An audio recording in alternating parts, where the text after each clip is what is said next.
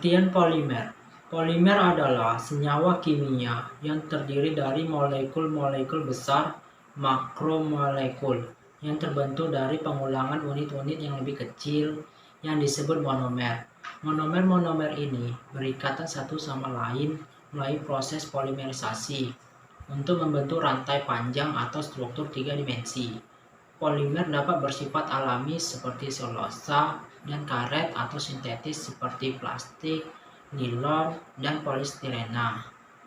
Polimer sering digunakan dalam berbagai aplikasi industri termasuk dalam pembuatan bahan bangunan, tekstil, kemasan, dan alat-alat medis.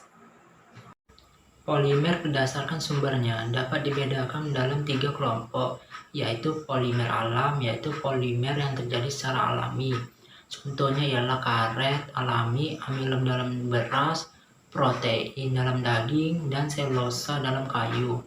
Polimer semi-sintetik, yaitu polimer hasil modifikasi polimer alam dan bahan kimia. Contohnya ialah selulosa nitrat. Polimer sintetis atau sintetik polimer. Polimer ini diproduksi secara buatan melalui proses kimia di laboratorium atau industri. Contohnya polietilena PE, polipropilena PP, polivinil klorida PVC, polyester, dan akrilik. Sifat polimer sangat beragam dan tergantung pada jenis struktur serta ikatan kimia antar monomernya. Sifat fisik, elastisitas. Beberapa polimer seperti karet memiliki sifat elastis yang memungkinkan mereka untuk kembali ke bentuk semula setelah mengalami perenggangan. Kekuatan. Polimer dapat memiliki kekuatan yang tinggi atau rendah tergantung pada strukturnya. Misalnya, seperti polimer Kevlar memiliki kekuatan tarik yang sangat tinggi. Kekerasan. Polimer dapat memiliki tingkat kekerasan yang berbeda, dari sangat lunak seperti silikon hingga sangat keras seperti polikarbonat. Kerapatan.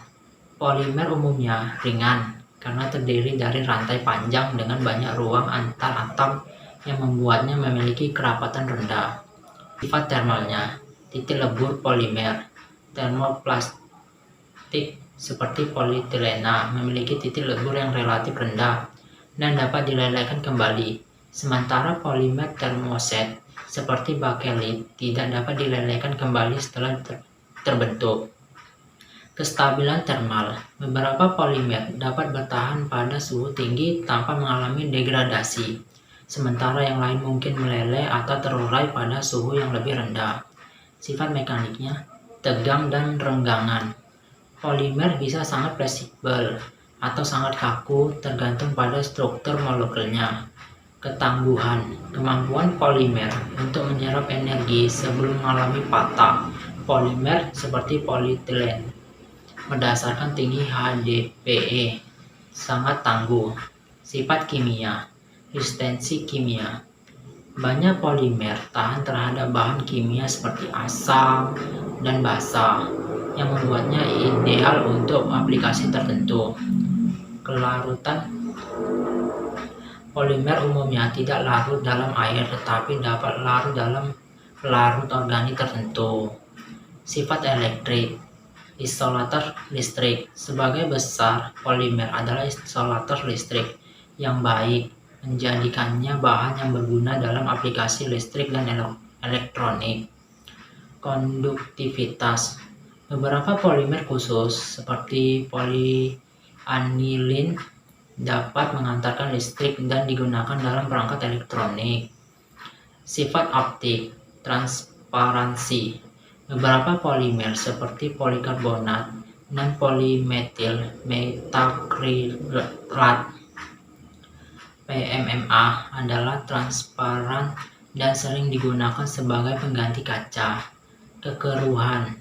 Polimer lain mungkin buram atau tembus cahaya tergantung pada strukturnya.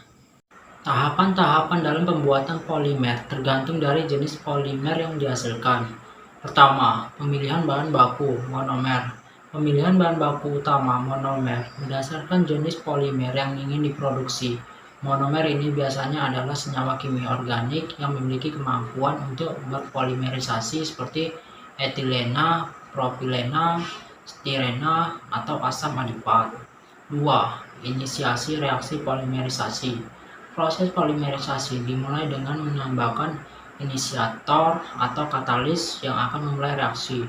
Inisiasi ini bisa dilakukan melalui pemanasan, radiasi, atau penambahan zat kimia tertentu. Metode ionik menggunakan ion sebagai inisiator, baik kationik positif maupun anionik negatif. Koordinasi menggunakan katalis seperti Ziegler-Natta untuk polimerisasi terkontrol. 3. Propagasi. Setelah reaksi polimerisasi dimulai, monomer-monomer mulai bergabung satu sama lain untuk membentuk rantai polimer semakin panjang. Proses ini berkelanjutan hingga sejumlah besar monomer bergabung. 4. Terminasi. Reaksi polimerisasi dihentikan ketika semua monomer telah bereaksi atau ketika ada penambahan zat tertentu yang menghentikan pertumbuhan rantai polimer. Terminasi dapat terjadi secara alami atau melalui intervensi kimia. 5. Pemurnian polimer. Polimer mentah yang dihasilkan dari reaksi polimerisasi biasanya mengandung sisa monomer, inisiator, dan produk sampingan. Proses melibatkan penghilangan zat-zat ini melalui proses seperti pencucian, filtrasi, atau pengendapan. 6. Pengeringan dan pemadatan. Setelah pemurnian, polimer masih dalam keadaan cair atau semi cair. Pengeringan dilakukan untuk menghilangkan sisa pelarut atau air, biasanya melalui penguapan atau penggunaan vakum. 7. Pengolahan dan pembentukan proses sekunder.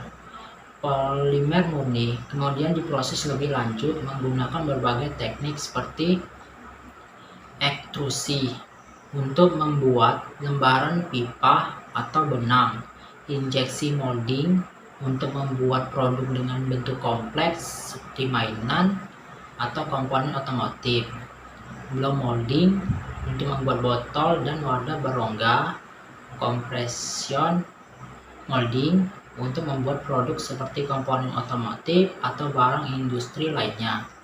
8. Pemeriksaan kualitas dan pengujian produk akhir diuji untuk memastikan bahwa sifat fisik, kimia, dan mekaniknya sesuai dengan standar yang diinginkan. Ini termasuk pengujian kekuatan, elastisitas, ketahanan terhadap panas, dan lain-lain. 9. Pengemasan dan distribusi.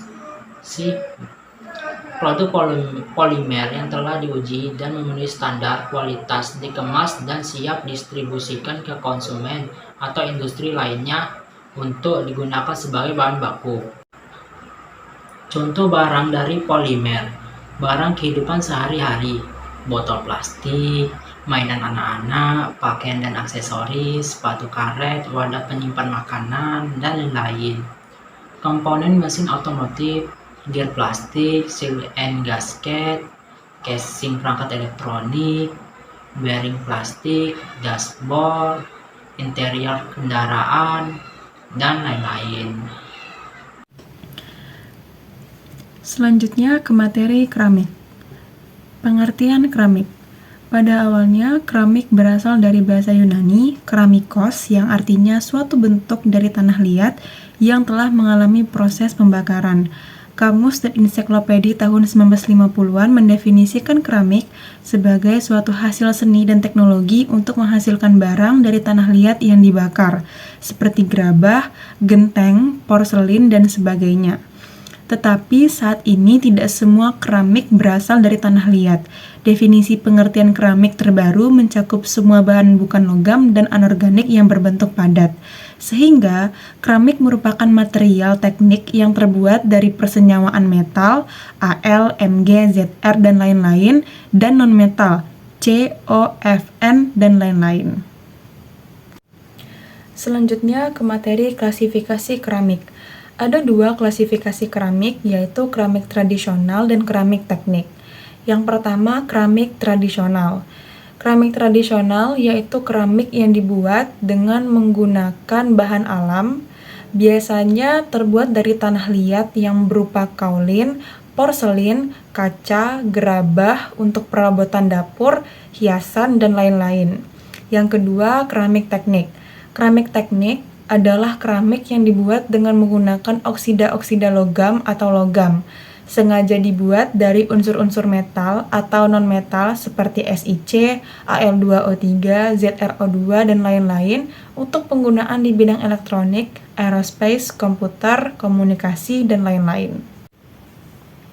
Selanjutnya ke materi sifat keramik. Jadi, struktur kristal keramik yang terdiri dari berbagai ukuran atom yang berbeda atau minimal terdiri dari 2 jenis unsur merupakan salah satu yang paling kompleks dari semua struktur bahan.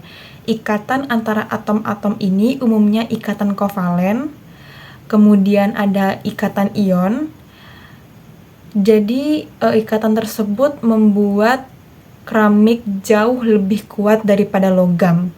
Akibatnya, sifat-sifat seperti kekerasan dan ketahanan panas dan listrik secara signifikan lebih tinggi keramik daripada logam. Sifat keramik yang pertama kita lihat dari sisi sifat mekanik.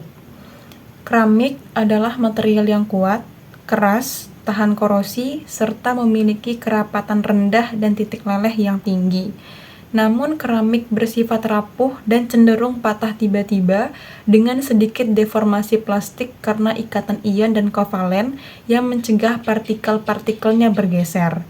Untuk memperbaiki sifat keramik tersebut, terutama dalam aplikasi struktural, material keramik seringkali diberikan tekanan tambahan atau pretekan sebelum digunakan. Dengan memberikan tekanan ini, keramik menjadi lebih tahan terhadap keretakan atau patahan ketika digunakan dalam aplikasi struktural, seperti dalam bangunan. Kemudian proses pretekan ini membantu mengurangi kelemahan keramik dalam menahan gaya tarik dan meningkatkan stabilitasnya di bawah beban kompresi. Lanjut ke sifat termal keramik. Jadi, sifat termal bahan keramik adalah kapasitas panas, koefisien ekspansi termal, dan konduktivitas termal. Kapasitas panas dalam bahan adalah kemampuan bahan untuk mengabsorpsi panas dari lingkungan. Sebagian besar keramik memiliki titik leleh yang tinggi. Artinya, walaupun pada temperatur yang tinggi, material ini dapat bertahan dari deformasi dan dapat bertahan di bawah tekanan tinggi. Akan tetapi, perubahan temperatur yang besar dan tiba-tiba dapat melemahkan keramik. Kontraksi dan ekspansi pada perubahan temperatur tersebutlah yang dapat membuat keramik pecah. Lanjut ke sifat yang ketiga, yaitu sifat elektrik. Elektron valensi dalam keramik tidak berada di pita konduksi, sehingga sebagian besar keramik adalah isolator. Namun, konduktivitas keramik dapat ditingkatkan dengan memberikan ketakmurnian. Energi termal juga akan mempromosikan elektron ke pita konduksi, sehingga dalam keramik, konduktivitas meningkat atau hambatannya menurun dengan menaikkan suhu. Beberapa keramik memiliki sifat piezoelektrik atau kelistrikan tekan. Sifat ini merupakan bagian bahan canggih yang sering digunakan sebagai sensor. Dalam bahan piezoelektrik, penerapan gaya atau tekanan di permukaannya dapat menginduksi polarisasi dan akan terjadi medan listrik. Jadi, bahan tersebut mengubah tekanan mekanis menjadi tegangan listrik. Bahan piezoelektrik digunakan untuk transducer yang ditemui pada mikrofon, dan sebagainya. Dalam bahan keramik, muatan listrik dapat juga dihantarkan oleh ion-ion. Sifat ini dapat diubah-ubah dengan merubah komposisi dan merupakan dasar banyak aplikasi komersial, dari sensor zat kimia sampai generator daya listrik skala besar. Salah satu teknologi yang paling prominent adalah sel bahan bakar. Lanjut ke sifat keramik yang keempat, kita lihat dari sisi sifat optiknya. Bila cahaya mengenai suatu objek cahaya dapat ditransmisikan, diabsorpsi, atau dipantulkan. Bahan bervariasi dalam kemampuan untuk mentransmisikan cahaya, dan biasanya dideskripsikan sebagai transparan, translusen, atau opek. Material yang transparan seperti gelas mentransmisikan cahaya dengan difus. Seperti gelas terfrosted disebut bahan translusen. Batuan yang opek tidak mentransmisikan cahaya, seperti porselen, stoneware, earthenware, dan keramik glaze. Yang kelima, kita lihat dari sifat kimia. Salah satu sifat khas dari keramik adalah kestabilan kimia. Sifat kimia dari permukaan keramik dapat dimanfaatkan secara positif. Karbon aktif, silika gel, zeolit, dan sebagainya mempunyai luas permukaan besar dan dipakai sebagai bahan pengabsorpsi. Kalau oksida logam dipanaskan pada kira-kira 50 derajat Celcius, permukaannya menjadi bersifat asam atau bersifat basa. Alumina G, zeolit, lempung asam atau S2O2, TiO2, demikian juga berbagai oksida biner dipakai sebagai katalis yang memanfaatkan aksi katalitik dari titik bersifat asam dan basa pada permukaan. Terakhir, kita lihat dari sisi sifat fisik. Sebagian besar keramik adalah ikatan dari karbon, oksigen, atau nitrogen dengan material lain seperti logam ringan dan semilogam. Hal ini menyebabkan keramik biasanya memiliki densitas yang kecil. Sebagian keramik yang ringan mungkin dapat sekeras logam yang berat. Keramik yang keras juga tahan terhadap gesekan. Senyawa keramik yang paling keras adalah berlian, diikuti boronitrida pada urutan kedua dalam bentuk kristal kubusnya. Aluminium oksida dan silikon karbida biasanya digunakan untuk memotong, menggiling, menghaluskan, dan menghaluskan material-material keras lainnya. Lanjut ke bagian proses pengolahan keramik. Jadi, proses pengolahan keramik tradisional dan keramik teknik itu berbeda. Sekarang saya akan menjelaskan proses pengolahan keramik tradisional terlebih dahulu. Keramik tradisional, yang pertama yang dilakukan adalah pengolahan bahan. 1. Pengurangan ukuran butir dapat dilakukan dengan penumbukan atau penggilingan dengan ball mill. Yang kedua, penyaringan bertujuan untuk memisahkan material dengan ukuran yang tidak seragam. Ukuran butir biasanya menggunakan ukuran mesh. Ukuran yang lazim digunakan adalah 60-100 mesh. Yang ketiga, pencampuran bertujuan untuk mendapatkan campuran bahan yang homogen atau seragam.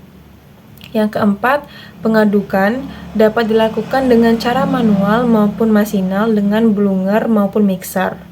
Yang kelima, pengurangan kadar air, yaitu pengentalan untuk mengurangi jumlah air yang terkandung sehingga menjadi bahan keramik plastis.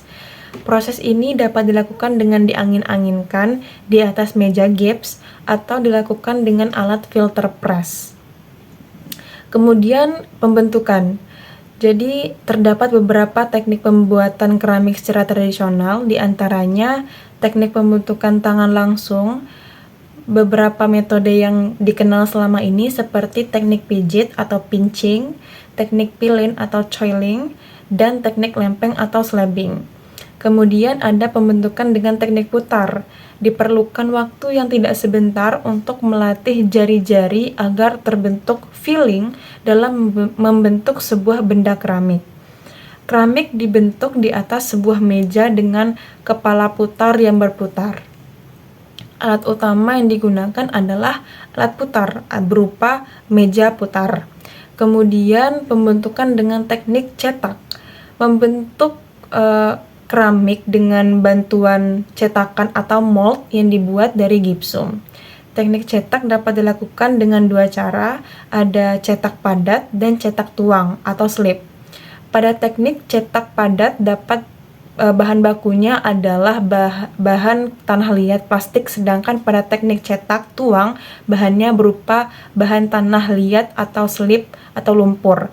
Kemudian ada pengeringan, tujuannya untuk menghilangkan air plastis yang terikat pada badan keramik. Tahap ini dilakukan secara lambat untuk menghindari retak. Proses yang terlalu cepat mengakibatkan keretakan dikarenakan hilangnya air secara tiba-tiba tanpa diimbangi penataan partikel tanah liat secara sempurna. Kemudian ada pembakaran, bertujuan mengubah massa yang rapuh menjadi massa yang padat, keras, dan kuat. Pembakaran dilakukan dalam sebuah tungku atau furnace bersuhu tinggi. Pada proses pemanasan, partikel-partikel bubuk menyatu dan memadat. Proses pemadatan ini menyebabkan objek keramik menyusut hingga 20% dari ukuran aslinya. Yang terakhir, pengglasiran. Pengglasiran merupakan tahap sebelum dilakukan pembakaran glasir. Benda keramik dilapisi glasir dengan cara dicelup, dituang, disemprot, atau dikuas. Fungsi glasir pada produk keramik adalah untuk menambah keindahan supaya lebih kedap air dan menambah efek-efek tertentu sesuai keinginan. Lanjut ke metode atau proses pengolahan dari keramik modern atau keramik teknik. Keramik modern, metode yang dilakukan pertama yaitu pembentukan. Banyak caranya. Yang pertama, slip casting, yaitu proses untuk membuat keramik yang berlubang. Proses ini memakai cetakan dengan dinding yang berlubang-lubang kecil dan memanfaatkan daya kapilaritas air.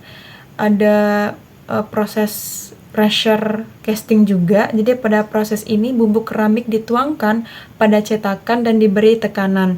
Tekanan tersebut membuat bubuk keramik menjadi lapisan solid keramik yang berbentuk seperti cetakan. Kemudian ada injection molding. Proses ini digunakan untuk membuat objek yang kecil dan rumit. Metode ini menggunakan piston untuk menekan bubuk keramik melalui pipa panas masuk ke cetakan. Pada cetakan tersebut, bubuk keramik didinginkan dan mengeras sesuai dengan bentuk cetakan. Ketika objek tersebut telah mengeras, cetakan dibuka dan bagian keramik dipisahkan. Kemudian ada extrusion, yaitu proses kontinu yang mana bubuk keramik dipanaskan di dalam sebuah tong yang panjang. Terdapat baling-baling yang memutar dan mendorong material panas tersebut ke dalam cetakan. Karena prosesnya yang kontinu, setelah terbentuk dan didinginkan, keramik dipotong pada panjang tertentu. Proses ini digunakan untuk membuat pipa keramik, ubin, dan bata modern. Kemudian densifikasi. Proses densifikasi menggunakan panas yang tinggi untuk menjadikan sebuah keramik menjadi produk yang keras dan padat. Setelah dibentuk, keramik dipanaskan pada tungku dengan temperatur antara 1000 sampai 1700 derajat Celcius. Pada proses pemanasan, partikel-partikel bubuk menyatu dan memadat. Proses pemadatan ini menyebabkan objek keramik menyusut hingga 20% dari ukuran aslinya.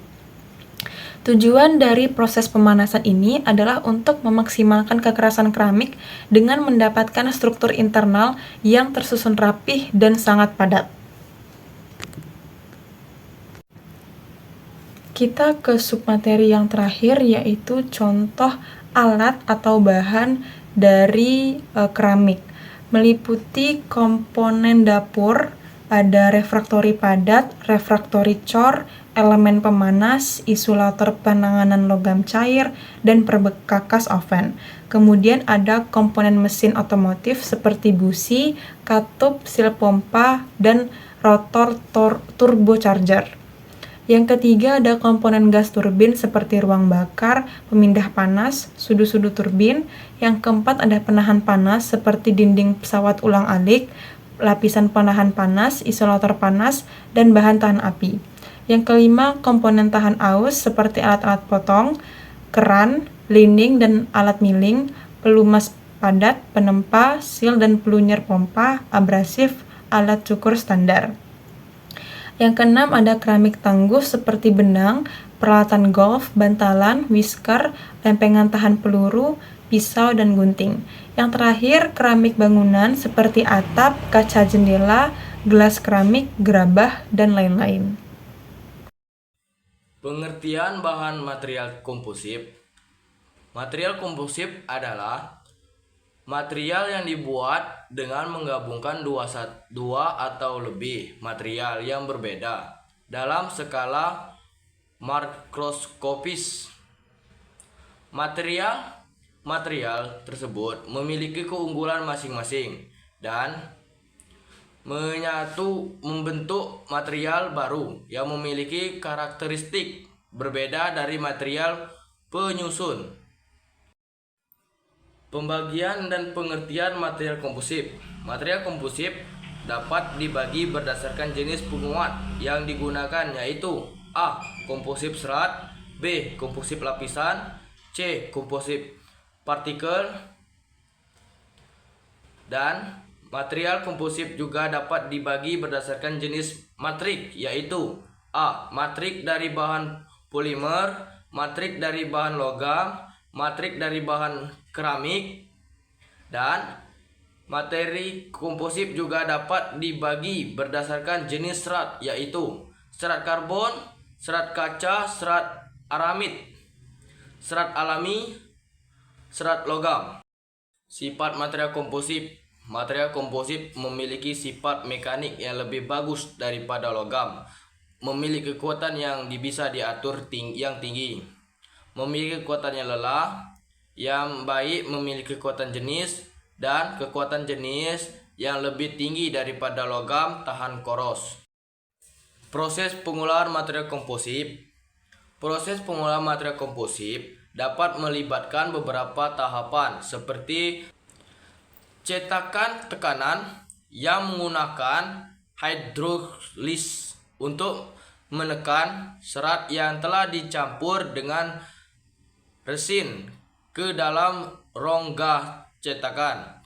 Kemudian melakukan penekanan dan pemanasan impregnasi serat dengan resin. Contoh barang dari bahan material komposip. 1. Batu bata lumpur. Yang kedua, kayu. Yang ketiga, serat kaca. Yang keempat, beton transparan. Yang kelima, beton penyerap. Yang keenam, Kevlar. 7. Serat karbon. 8. Pikrit. 9. Serat lebah komposit. Dan 10. Bambu rekayasa. Pengertian logam. Logam adalah sebuah unsur kimia yang memiliki sifat yang kuat, liat, keras, dan mampu menghantarkan listrik atau energi panas. Logam juga memiliki titik cair yang tinggi. Dalam kimia, sebuah logam dalam bahasa Yunani, metalon, adalah material atau sebuah unsur senyawa atau paduan yang biasanya keras, tak tembus cahaya, berkilau, dan memiliki konduktivitas listrik dan terminal yang baik. Untuk bisa mengolah bahan dasar logam diperlukan teknik khusus. Teknik pengolahan logam yang dilakukan termasuk kerajinan dari bahan keras. Teknik cetak. Teknik cetak dapat terbagi menjadi dua, yaitu teknik tuang berulang, teknik tuang sekali pakai. Teknik grafir.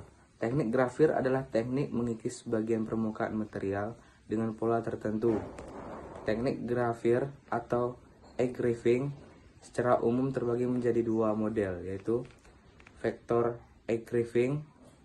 Vektor engraving adalah proses menggores garis dengan menggunakan laser untuk menghasilkan pola garis.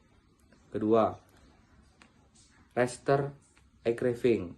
Raster engraving adalah proses raster yang akan menghasilkan gambar dengan gradasi. Ketajaman gambar bervariasi tergantung pada material yang digunakan, yaitu 45 sampai 1200 dpi. Teknik bubut. Teknik bubut merupakan salah satu teknik pengajaran karya yang dilakukan dengan menghilangkan bagian dari material menggunakan pahat yang berputar.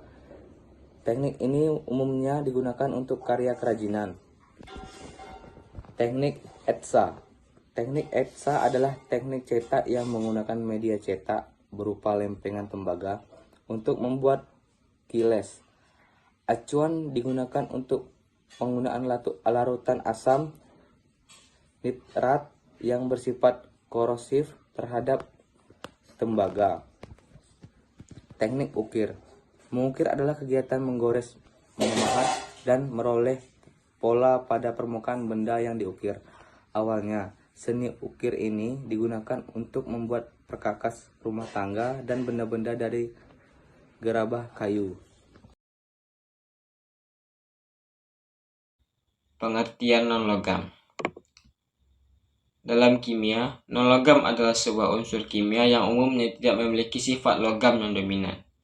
Mereka berkisar dari gas tak berwarna seperti hidrogen hingga pada tak mengkilap dengan titik lebur tinggi seperti boron. Elektron pada non-logam berperilaku berbeda dari elektron pada logam. Dengan beberapa pengecualian, non-logam tetap pada tempatnya, sehingga non-logam biasanya menjadi konduktor panas dan listrik yang buruk serta rapuh saat berbentuk padat. Atom non-logam memiliki keelektronegatifan sedang hingga tinggi. Mereka cenderung menarik elektron dalam reaksi kimia dan membentuk senyawa asam. Klasifikasi non-logam. Yang pertama, gas mulia. 6 non-logam diklasifikasikan sebagai gas mulia, yaitu helium, neon, argon, krypton, xenon, dan radon radioaktif yang radioaktif. Dalam tabel periodik konvensional, mereka menempati kolom paling kanan. Mereka disebut gas mulia karena reaktivitas kimia mereka yang sangat rendah. Mereka memiliki sifat yang sangat mirip, semuanya tidak berwarna, tidak berbau, dan tidak mudah terbakar. Dengan kulit elektron terluar yang tertutup, gas mulia memiliki gaya tarik-menarik antar atom yang lemah sehingga menghasilkan titik lebur dan titik didih yang sangat rendah. Itulah sebabnya mereka semua berbentuk gas dalam kondisi standar, bahkan mereka memiliki massa atom lebih besar daripada banyak unsur yang biasanya padat.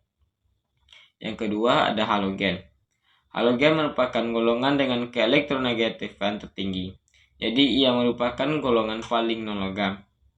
Unsur-unsur halogen secara alamiah berbentuk molekul di atom, misalnya Cl2. Mereka membutuhkan satu tambahan elektron untuk mengisi orbit elektron terluarnya, sehingga cenderung membentuk ion negatif bermuatan 1. Ion negatif ini disebut ion halida, dan garam yang terbentuk oleh ion ini disebut halida. Yang ketiga, ada non-logam yang tak terklasifikasi. Setelah unsur non-logam diklasifikasikan sebagai gas mulia, halogen atau metaloid, 7 non-logam sisanya adalah hidrogen, karbon, nitrogen, oksigen, fosforus, belerang, dan selenium. Dalam bentuk mereka yang paling stabil, 3 merupakan gas tidak berwarna, HNO. 3 memiliki penampilan seperti logam, CpSe. Dan 1 berwarna kuning, S. Secara elektrik, karbon grafit adalah semi logam sepanjang bidangnya dan semikonduktor dalam arah tegak lurus bidangnya. Fosfor dan selenium adalah semikonduktor serta hidrogen, nitrogen, oksigen, dan belerang adalah insulator.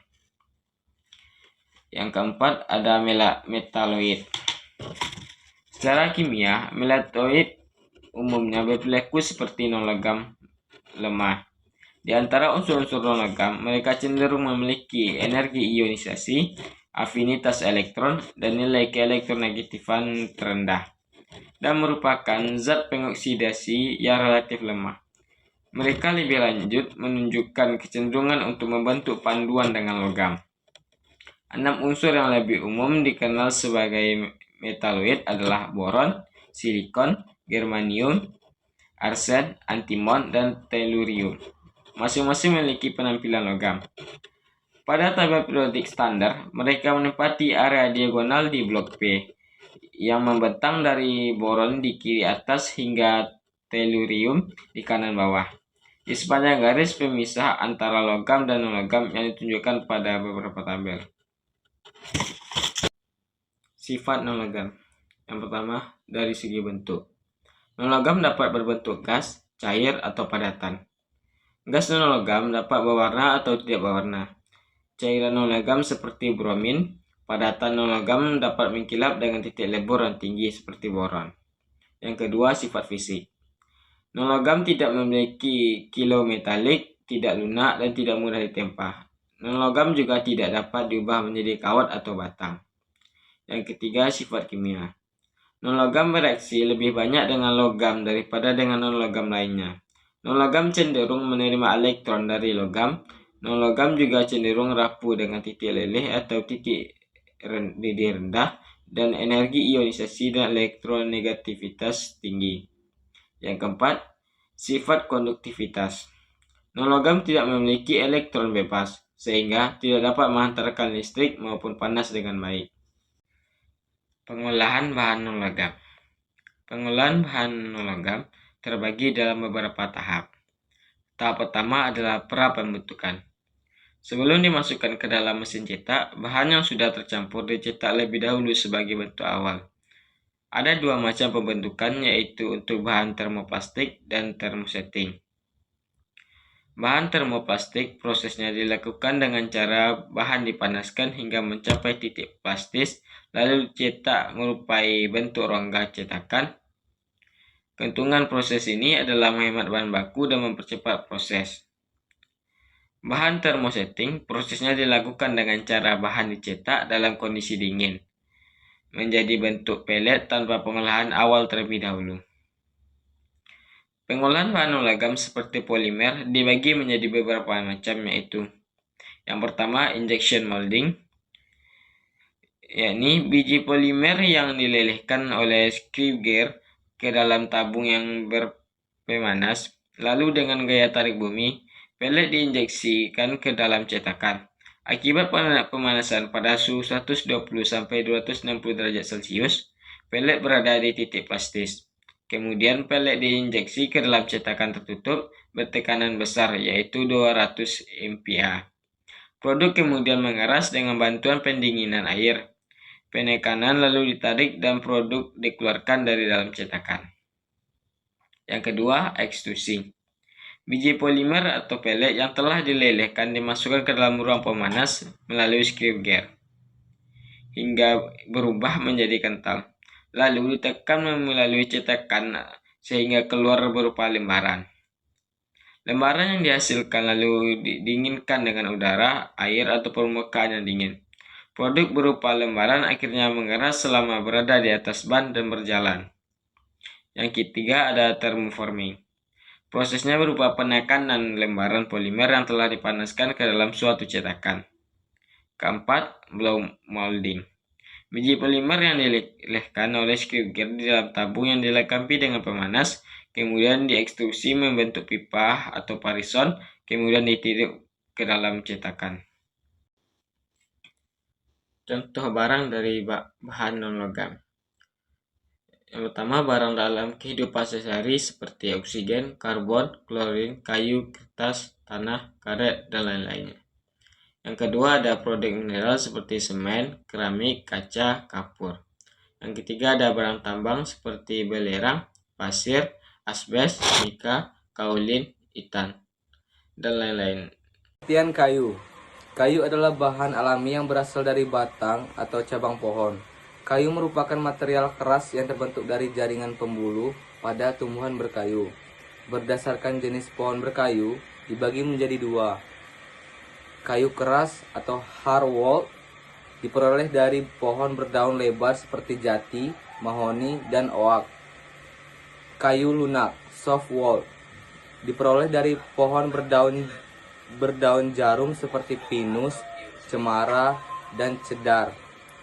Sifat kayu. Kayu memiliki sifat kuat, ringan, dan mudah dibentuk. Sifat kayu bervariasi tergantung pada jenis pohon dan cara pengolahannya. Misalnya, kekerasan, ketahanan terhadap air, dan daya tahan terhadap serangan hama. Proses pembuatan kayu. 1. Penebangan pohon. Kayu diperoleh dari penebangan pohon di hutan atau area perkebunan. 2. Pemotongan dan penyerutan. Batang pohon yang sudah ditebang kemudian dipotong sesuai ukuran yang dibutuhkan. Potongan kayu ini kemudian diserut untuk menghasilkan kulit dan merapikan permukaan. 3. Pengeringan. Kayu yang baru ditebang mengandung banyak air atau kayu basah. Proses pengeringan dilakukan untuk mengeringkan atau mengurangi kadar air dalam kayu. Ini bisa dilakukan secara alami dengan menjemur kayu atau secara buatan menggunakan oven pengering. 4. Pemotongan dan pemrosesan lanjutan. Setelah dikeringkan, Kayu dipotong lagi sesuai kebutuhan. Pemotongan ini bisa dilakukan dengan gergaji mesin atau alat lain yang sesuai.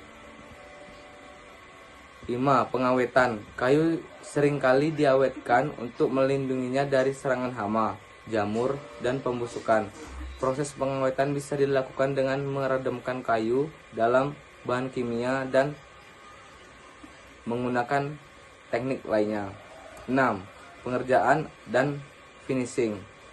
Kayu kemudian diproses menjadi produk akhir seperti kultitur, kusen, atau lantai. Proses ini melibatkan pemotongan, pengamplasan, pewarnaan, dan finishing untuk menghasilkan produk yang siap digunakan. Contoh barang dari kayu: meja, kursi, lemari, dan alat musik lainnya. Karet adalah bahan elastis yang berasal dari pohon latex, yaitu getah dari pohon karet, Hevea brasiliensis, karena dapat dibuat secara sintetis dari polimerisasi senyawa kimia. Berdasarkan asalnya, karet dibagi menjadi dua. Karet alam diperoleh dari getah pohon karet, Hevea brasiliensis. Karet sintetis dibuat dari polimerisasi secara kimia seperti styrene butadiene (SBR) atau neoprene. Sifat karet. Karet memiliki sifat elastisitas yang tinggi, sehingga dapat merenggang dan kembali ke bentuk asalnya. Karet juga tahan terhadap air dan memiliki ketahanan terhadap beberapa bahan kimia. Proses pembuatan karet. Yang pertama, penyadapan lateks. Karet alam diperoleh dari pohon karet, Hevea brasiliensis, melalui proses penyadapan lateks, yaitu getah yang keluar dari pohon dikumpulkan dalam wadah khusus. 2. Koagulasi. Lateks yang dikumpulkan kemudian dicampur dengan asam seperti asam formiat untuk memicu proses koagulasi. Lateks akan menggumpal dan memisahkan diri dari cairan. 3. Penggilingan. Gumpalan karet kemudian diproses melalui penggilingan untuk menghilangkan sisa air dan meratakan karet menjadi lembaran-lembaran tipis. 4. Pengeringan. Lembaran karet yang telah digiling kemudian dikeringkan, biasanya dengan cara digantung di ruangan pengering atau dijemur di bawah sinar matahari. 5. Vulkanisasi. Proses ini adalah tahap penting dalam pembuatan karet. Karet mentah dipanaskan bersama dengan sulfur dan bahan kimia lainnya. Proses ini mengubah struktur molekul karet, membuatnya lebih kuat, tahan terhadap panas, dan elastis. 6. Pembentukan produk. Setelah divulkanisasi, karet siap dibentuk menjadi berbagai produk seperti ban, sol sepatu, atau produk lainnya sesuai kebutuhan. Pembentukan ini biasanya melibatkan proses pencetakan, pemotongan, dan perakitan. 7. Finishing. Produk karet yang sudah bentuk kemudian diperiksa kualitasnya dan dilakukan finishing jika diperlukan, seperti pemolesan atau pengecetan. Contoh barang dari karet: ban, bola, selang karet, dan lain-lain.